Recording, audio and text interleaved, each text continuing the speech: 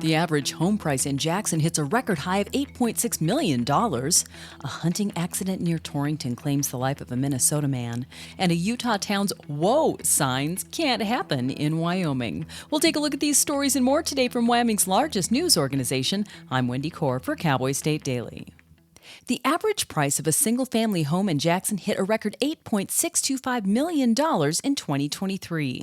Cowboy State Daily's Renee Jean says a predicted price drop at the end of the year never materialized in the wealthiest county in the United States. The dollar volume of real estate sales dropped. The number of sales dropped. Normally, you'd think that that's a cooling, a slowing of the market. Price drops must be imminent, right? But no, Jackson has set a new record for average list prices on single-family homes, again, hitting $8.625 million. That's up 13% year over year. Of the 58 homes for sale at the end of the year, only 2 were below $2 million, and more than half listed for more than $5 million.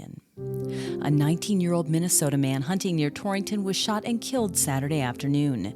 Cowboy State Daily's Mark Hines reports that little is known about the incident that killed Maurizio Giustiniano at this time. Hunting accidents are rare. Extremely rare. Unfortunately, we did have one here in Goshen County in the Torrington area. It's the Rawhide Wildlife Management Area. I guess it's just a little ways from Lingle, but there was a young man, a 19-year-old man from Minnesota was here hunting and suffered a gunshot wound. And, they had a lot of first responders show up and try to resuscitate him. But unfortunately, he was pronounced dead at the scene. And that's really all the details we have.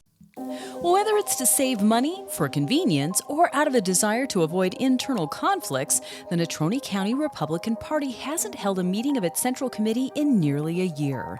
However, Cowboy State Daily's Leah Wolfson reports that monthly meetings have been held with its 14-member executive committee, a panel of the county party's top leadership. And what that means is all more than 200 of their precinct committee members haven't had a meeting of their own for nearly a year. Other county parties in the state are following suit as well. The Fremont County Republican Party only had 4 central committee meetings this year, while Johnson County also has only not had a meeting since March. But Laramie County Republican Party, they still have been holding central committee meetings every month. I'll be back with more news right after this.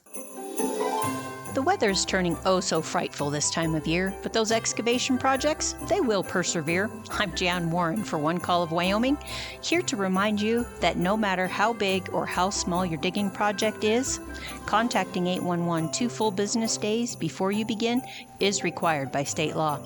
So stay safe unwrapping presents, not utility lines. From all of us at One Call of Wyoming, happy holidays.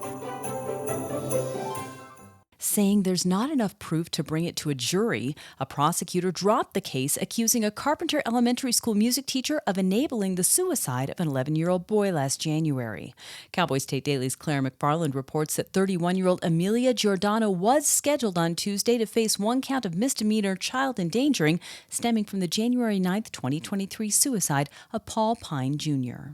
The allegation was that she had neglected the 11-year-old boy, Paul Pine, and he was able to go and kill himself in a school bathroom. However, the prosecutor, she said, we could not uphold our professional duty. We could not uphold our standards of professional conduct and say that we had enough to bring this before a jury. And so we dropped it. Court documents say there was a supervision plan in place to protect Pine and not let him roam the halls alone because the boy had been making suicidal threats for months. And Alton, Utah might as well be a Wyoming town given its deep roots in agriculture, multi-generation ranching families, and road signs that Cowboy State residents would surely appreciate. But Outdoors reporter Mark Hines said that instead of stop signs, traffic at intersections in Alton are controlled by signs that say, "Whoa." At some point in the early 90s, apparently somebody got a "whoa" sign as a gag gift, and somebody else saw it and they said, you know what, let's just go ahead and replace all the stop signs in town with "whoa" signs. So the mayor said they have 15 "whoa" signs. There's no stoplights in this town, but there are 15 "whoa" signs. However, a spokesman for the Wyoming Department of Transportation said he wouldn't recommend any Wyoming towns put those up because Wyoming follows the Federal Highway Administration's Uniform Road Sign Standards, which states that stop signs must have 8 sides, be painted red, and have "stop" displayed in white letters. And that's today's news. Get your free digital subscription to Wyoming's only statewide newspaper by hitting the subscribe button on CowboyStateDaily.com. I'm Wendy Core for Cowboy State Daily.